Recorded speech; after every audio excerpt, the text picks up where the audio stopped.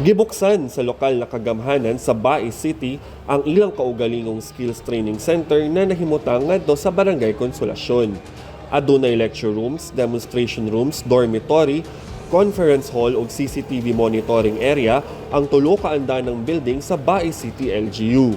Gibutyag ni Community Training and Employment Officer Bemar Torres na Giasikaso na karon sa LGU ang pagpa-accredit o training program sama sa barista, housekeeping servicing, computer system servicing, driving ug food and beverage sa TESDA para masugdan na ang pag-training sa mga baisanon.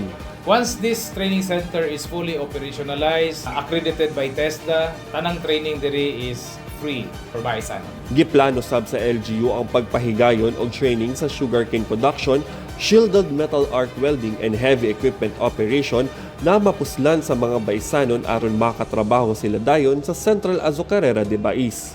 The role of the local government and the industry is na coordination para ma-identify nato kung unsa ang ilang gikinahanglan para ang taga-Bais di na kinahanglan mo adto pa sa laing lugar para ma-secure nila ang usa ka training, and the NC dinhi mismo sa Bais.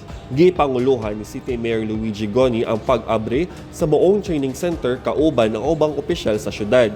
Gikan sa Bais City, Negros Oriental, kini si Roy Lomotan sa PIA alang sa MBCV.